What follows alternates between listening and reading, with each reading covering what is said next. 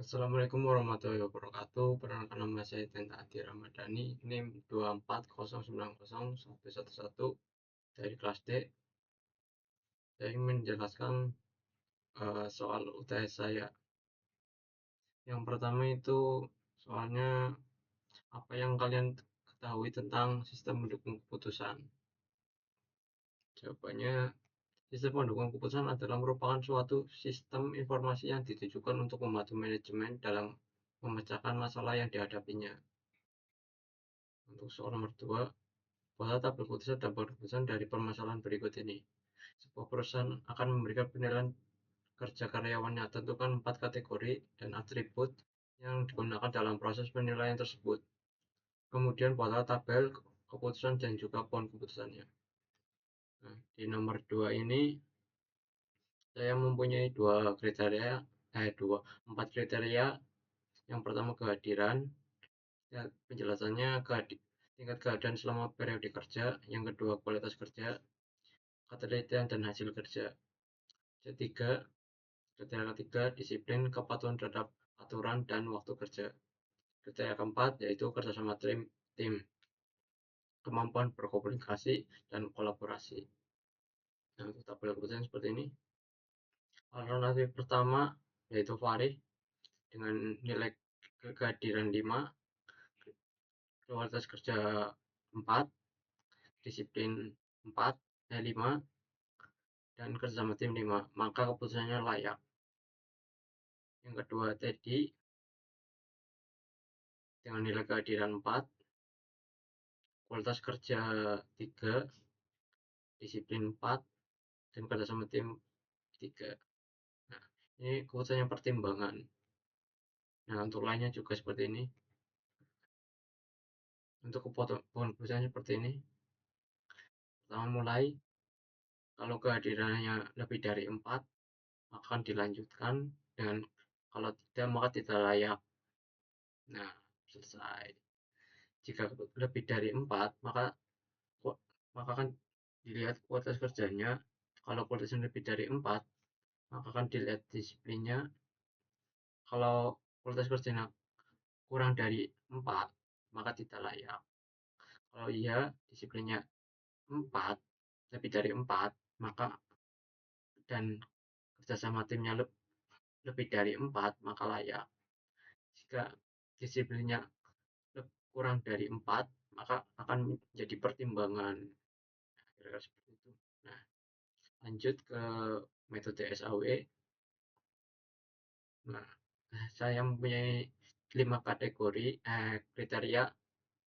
Kriteria pertama, cakupan manfaat. Penjelasannya luas perlindungan, rawat inap, kecelakaan, dan lain-lain. Yang kriteria kedua yaitu premi bulanan, jumlah biaya yang harus dibayarkan setiap bulan. Kriteria ketiga yaitu kecepatan klaim, kecepatan rata-rata penyesuaian klaim. Kriteria keempat yaitu reputasi perusahaan, penilaian publik terhadap rating dan lembaga keuangan. Kriteria kelima yaitu kemudahan layanan, penjelasannya kemudahan akses aplikasi, customer service, dan jaringan rumah sakit. Nah, saya mempunyai 5 alternatif, yaitu asuransi AIA, asuransi Prudential, asuransi Allianz, dan asuransi AXA. Yang kelima, asuransi Manulife. Nah, asuransi AIA mempunyai cakupan manfaat 5. Nah, nilai terbaik 5. Jadi, nanti dulu itu. Nilai premi bulannya, karena ini cost berarti semakin sedikit maka semakin baik. Kalau ini benefit, jadi maka semakin tinggi semakin baik.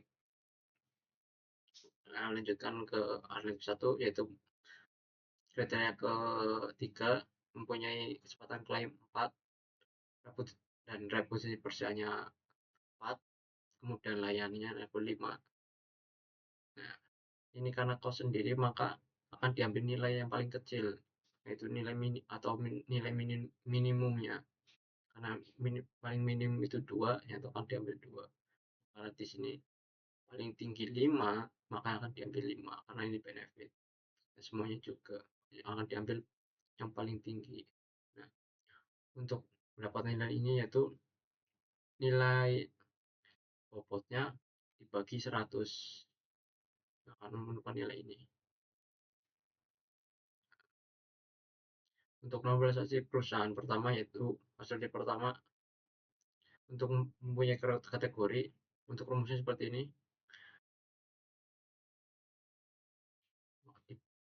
Rumusnya,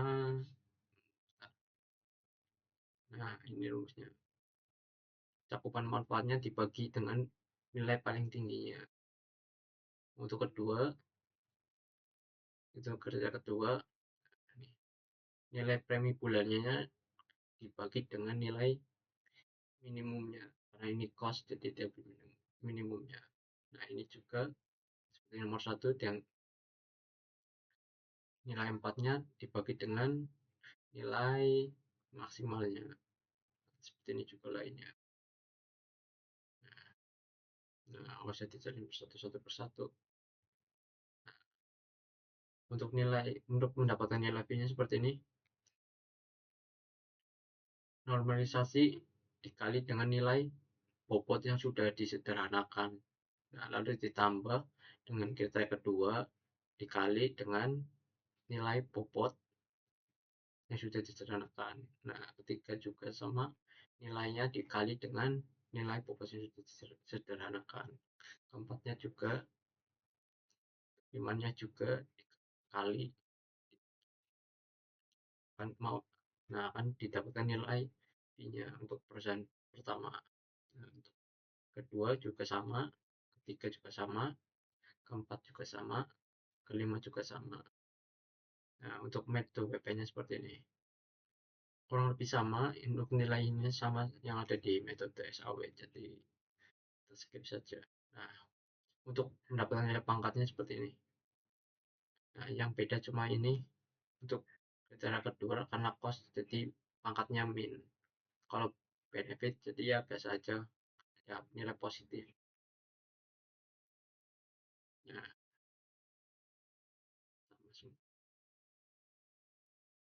nah untuk mendapatkan nilai S-nya, yang pertama itu nilai kriterianya dipangkatkan dengan nilai pangkat yang sudah disederhanakan. Ya sama kayak nilai bobotnya, tapi dibagi. Nah, untuk dapat nilainya seperti ini. Ya, nggak ada rumusnya, ini manual. Ya, kurang lebih sama. Nilai bobotnya dibagi 100. Lupa. Untuk rumusnya seperti ini, nilai cakupan apa kriterianya dipangkatkan dengan nilai pangkatnya. Nah, kemudian dikali, kemudian dilanjutkan dengan nilai dengan kategori kriteria keduanya. Dipangkatkan, lalu dikali, dipangkatkan, lalu dikali, dipangkatkan, lalu dikali. Untuk S2 juga sama, S3 juga sama, S4 sama, S5 juga sama. Nah, untuk total S yaitu nilainya itu nilai S-nya itu ditotalin.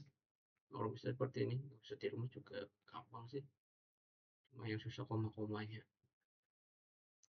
Nilai S pertama ditambah S2 tambah S3 tambah S4 tambah S5, kemudian akan menemukan nilai total S-nya. Nah, untuk nilai V-nya seperti ini, nilai S-nya dibagi dengan nilai total S-nya. Nah, semakin tinggi maka perusahaan semakin baik. Nah, untuk yang paling tinggi yaitu ini, yang kedua yang perusahaan pertama, yang ketiga perusahaan kelima, yang keempat perusahaan ketiga, ya salah, ini yang ketiga, ini keempat, ini kelima, ini di ranking kan lupa kumpulkan apa.